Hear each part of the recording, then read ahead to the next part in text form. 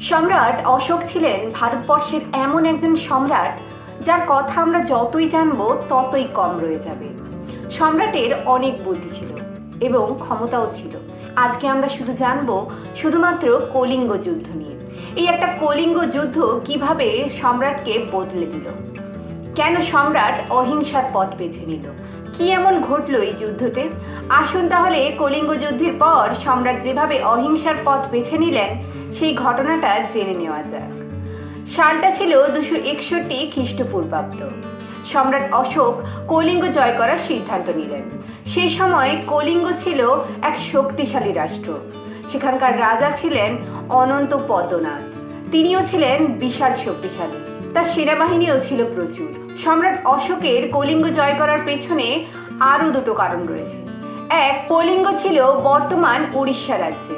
যদি কলিঙ্গ জয় করা সম্ভব হয় তাহলে দক্ষিণ ভারতেও শাসন ব্যবস্থা চালাতে সুবিধা হতো অশোকের। আরেকটি কারণ ছিল তার পূর্বপুরুষ চন্দ্রগুপ্ত মৌর্য এবং তার বাবা বিন্দুসার, এই দুজনেই কলিঙ্গ জয় করতে চেয়েছিল, কিন্তু দুজনেই ব্যর্থ হয়েছিল। তাই অশোকের মনেও একটা জেদ বসে গিয়েছিল, এই কলিঙ্গ সে জয় করেই ছাড়বে। প্রথমে সে রাজাকে একটি চিঠি পাঠালো এবং রাজাকে আত্মসমর্পণ করতে বলল। কিন্তু রাজাও তো কম শক্তিশালী ছিল না, কেনই বা সে আত্মসমর্পণ করবে অশোকের সামনে। তাই সে সেটা প্রত্যাখ্যান করলো। এটাই অশোক চেয়েছিল। অশোক চেয়েছিল যুদ্ধ করেই কলিঙ্গটা জয় করতে। তাই অশোক তার বিশাল সেনাবাহিনী নিয়ে নিজে উপস্থিত ছিল এই যুদ্ধটাতে। এদিকে কলিঙ্গ রাজারও সেনাবাহিনী কম ছিল না, তারাও যুদ্ধের জন্য একদম প্রস্তুত ছিল। দুটো সেনাবাহিনীর মধ্যেই যুদ্ধ হতে লাগলো। সেনারা বুঝতে পারলো যে অশোকের সেনারা আরো শক্তিশালী হয়ে উঠছে, তখন তারা বাধ্য হয়েই পিছিয়ে আসতে লাগলো। কিন্তু সেই সময় কলিঙ্গ রাজ্যের বাসিন্দারাও এই যুদ্ধতে সামিল হয়ে গেল। তখন সেটা অশোকের জন্য পরাজয়ের কারণ হয়ে উঠছিল। কিন্তু মাঝপথে খেলা ঘুরে গেল।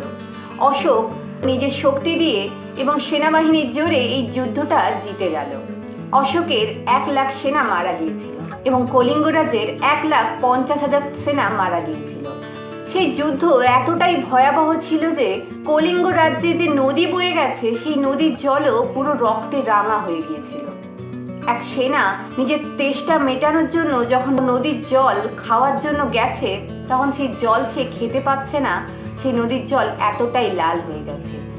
কলিঙ্গ যুদ্ধের রক্ত নদী গোটা ভারতবর্ষে ছড়িয়ে দিয়েছিল। কিন্তু এটা তো গেল যুদ্ধের কথা। অশোক রাজ্য জয় করে ফেলেছে, তার মনে তো আনন্দ হওয়ার কথা। কিন্তু না, অশোক এত সেনাবাহিনীর মৃত্যু দেখে খুবই ভেঙে পড়েছিল। তার মনের মধ্যে কোথাও একটা গিয়ে সে শান্তি পাচ্ছিলেন না। তাকে একজন মহিলা এসে বলেছিলেন যে আপনি যে রাজ্যের রাজা, সেই রাজ্যের অর্ধেক মানুষই তো মারা গেছে, তাহলে আপনি রাজত্ব ঠিকভাবে চালাবেন কি করে? এটা অশোকের মনে একটা প্রশ্ন দাঁড় করিয়েছিল।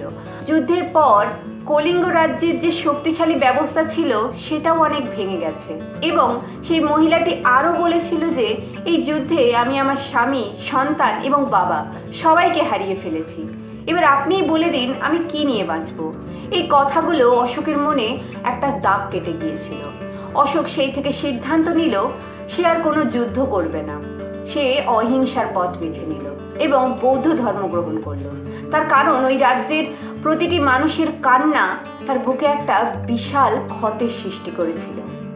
তাই পরবর্তীতে অশোক বদলে গিয়ে বৌদ্ধ ধর্ম গ্রহণ করলেন এবং শান্তির বার্তা গোটা পৃথিবীতে ছড়িয়ে দিতে লাগলেন। এরপর থেকে তিনি আর কোনো যুদ্ধ করবেন না, এটাই সিদ্ধান্ত নিলেন। সে পুরোপুরি শান্তির পথ বেছে নিলেন। এভাবেই সম্রাট অশোক একটা যুদ্ধের মাধ্যমে বদলে গেলেন রক্তপিপাসু সম্রাট থেকে শান্তিদূত সম্রাটের। তো আপনার এই অশোকের ঘটনাটি কেমন লাগলো? আপনার সম্রাট অশোকের ব্যাপারে মতামত কি? অবশ্যই কমেন্টে জানাবেন। ভিডিওটি ভালো লাগলে অবশ্যই লাইক করবেন।